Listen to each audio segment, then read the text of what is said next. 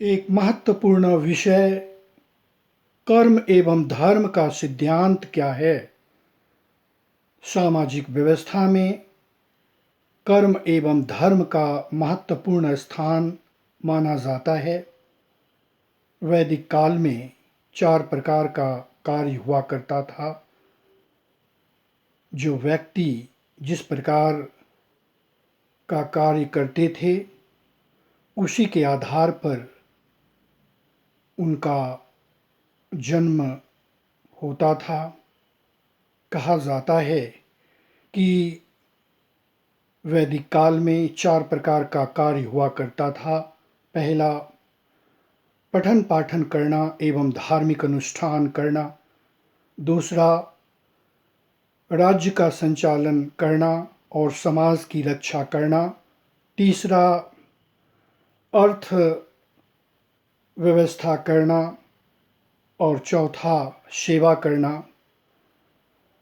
पूर्व जन्म में जिस तरह का कार्य मनुष्य करता था, उस कर्म के आधार पर इस जन्म में उनकी उत्पत्ति हुई और इस जन्म में जो व्यक्ति जिस तरह का कार्य करेगा, उसे अगले जन्म में उस तरह का वर्ण में जन्म होगा।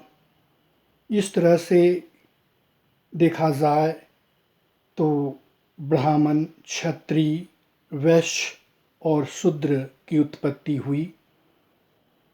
धर्म के बारे में बतलाया गया कि एक समय की बात है, कौशिक मुनि किसी रास्ते से गुजर रहे थे, तो उन्होंने देखा कि एक धार्मिक व्याध मांस बेच रहा है। तब मुनि ने उस धार्मिक व्याध से पूछा कि तुम इस तरह का कार्य कर रहे हो?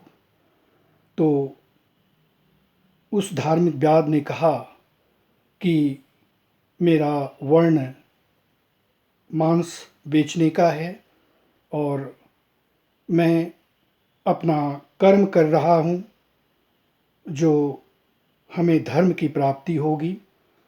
इस तरह से देखा जाए तो यही कर्म और धर्म का सिद्धांत बतलाता है।